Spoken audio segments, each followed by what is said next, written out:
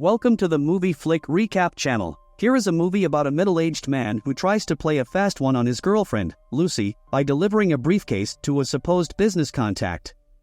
The once carefree student is abducted by some thugs who intend to turn her into a drug mule.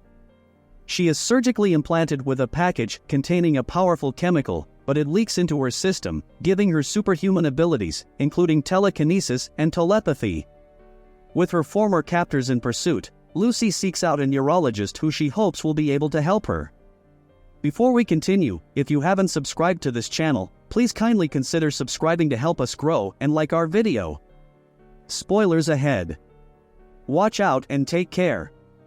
In the opening shot, we see a cell splitting into different cells. Then we see a chimp in prehistoric times drinking from a lake. Lucy says that life began billions of years ago and ponders just what we have done with it since then.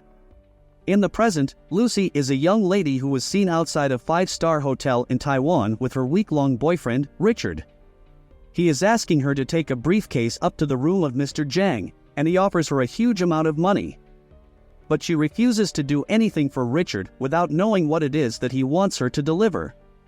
So he handcuffs Lucy's wrist to the handle of the briefcase, leaving her with no choice. She enters the lobby reluctantly to meet with the hotel's help desk representative, tells him that her boyfriend, Richard, is sending her up to Zhang, and then nervously gives her name to him. Lucy looks out the window to see Richard smiling and trying to encourage her, but he was shot and killed. A group of criminals arrived in the elevator and forcefully took Lucy up with them. This scene is juxtaposed with footage of a cheetah running after a gazelle, roughing it up, and then carrying the gazelle's remains in its teeth. They take Lucy to Zhang's apartment in the hotel. Everywhere was full of human remains in a pool of blood on the floor, which caused Lucy to vomit. Zhang comes into the room with his hands wet with blood. He calls up a man on the telephone to interpret for Lucy. She cries, not realizing what is happening or why any of this is occurring. Zhang writes down numbers on a piece of paper, which is the code that will open the briefcase. Zhang steps into the next room while his men arm themselves with guns and shields for fear of the unknown. Lucy then opens the briefcase, which contains 4 bags of blue powdered substances. Zhang immediately brings in a drugged-up man to rasp some of the blue powder. The man briefly became confused and then started laughing maniacally until Zhang shot him in the head. Lucy is then ordered to do a job, but she refuses to do so until she gets beaten up. Lucy wakes up in a hotel room and finds a bandage stained with blood on her stomach. Zhang's men came in and threw some clothes at her, and she was taken to Zhang along with 3 other men. A British man known as the Limey comes in to explain to Lucy that she and the other 3 men have a drug called CPH4 stuffed into their lower intestines. The drug is supposed to be the next big thing on the market, and they intend to smuggle it across the world. Afterward, Lucy is taken to a room and chained up, where one of the thugs attempts to get into her pants, then, at that point, begins kicking her in the stomach, right where they cut into her. This causes a tear in the drug bag, leaking the powder into loose organs. She starts to squirm and whip the whole way across the room, in any event, arriving up to the ceiling until she falls down to the floor. As all of this happens, we meet Professor Samuel Norman, who is giving a talk in a classroom on his research on the brain's capacity. He essentially explains what could happen if humans could surpass the suggested 10% brain capacity that they use, as well as their responses to certain environments that would allow the brain to submit to immortality or reproduction. Basically, if the subject doesn't like their environment, they will choose immortality and move elsewhere. But if they were happy with their setting, they would be inclined to reproduce. If, say, humans could reach up to 40%, they could regulate the matter. One student asks Norman what would happen if humans reached 100%. He says he has no idea. Lucy reawakens with her eyes glowing bright blue. She sits upright, calmer than before. Then one of the thugs comes into the room, and Lucy, at this time, spreads her legs to tempt him. The thug smiles and lays down his gun on the table as he walks over to meet her. Lucy grabs his belt and flips him over, then pulls the table over to take his gun. After she frees herself, she shoots the other thugs as they're eating.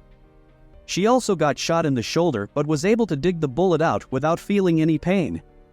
She then eats all the thugs' food before leaving the building. She finds two men outside and gets one of them to take her to the hospital. On her way to the hospital, Lucy is able to hear people's voices from outside the car. When she got to the hospital, she could clearly read the signs as if they were in English. She gets to an operating room where doctors are operating on a man. Lucy looks at the patient's X-ray scans and then shoots the man, stating to the doctors that they wouldn't have been able to save him because the tumor in his brain had already spread far enough. She forces the doctors at gunpoint to take the bag out of her stomach. She then calls her mother to tell her that she feels everything, the air, the blood in her veins, the heat leaving her body, and is even able to access the deepest parts of her memories, like when she was sick as a child or even petting a cat when she was barely a year old. She tells her mother that she loves her, then hangs up. The doctors were able to pull the bag of drugs out of Lucy's stomach, and after she tells them that it's seed pH4, the doctors explain to her that this is something that pregnant women produce 6 weeks into their pregnancy as nutrients for the fetus, and that they are surprised that Lucy has survived with this in her body for a long time. Lucy makes one more stop back to the hotel to find Zhang, as he is in the middle of getting a tattoo and a facial. She kills his guards and then shows the tattoo artist away before sticking knives in both of Zhang's hands. With her newfound powers, she taps into his brain to find out where the other 3 drug mules are going based on images of their plane tickets. She leaves, and Zhang lets out cries of pain and screams. Lucy goes to the apartment of her friend Carolyn to use her laptop. She reads all of Norman's research in a matter of seconds, then contacts him to tell him what she read. He is astonished to hear that she read everything. Even as she continues to explain what she is feeling and experiencing now that she has reached up to 20% brain capacity, she is able to manipulate electronics, making her appearance on the TV in Norman's sitting room as well as on his phone and radio. She plans to meet with him within 12 hours before leaving. She prints out a prescription for Caroline, letting her know that her liver and kidneys are failing and that she needs to make new lifestyle choices, and then she'll be better. The news about Lucy shooting the patient has spread. So, as she makes her way through the airport, she changes her hair color and style. She calls a French policeman, Captain Pierre Del Rio, to inform him of the other drug mules. She then boards the plane and continues her research on the brain, typing on her laptop at a rapid-fire pace.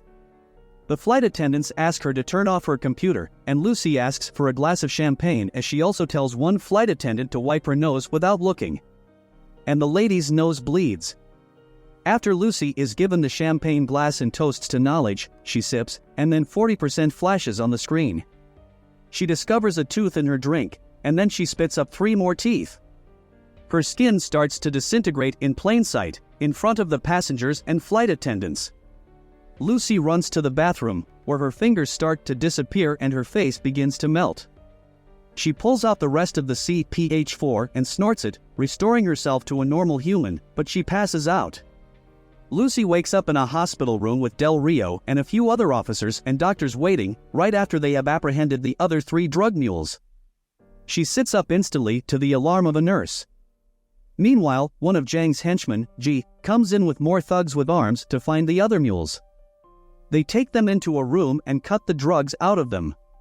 After killing them, Lucy leaves the room and is surrounded by armed men.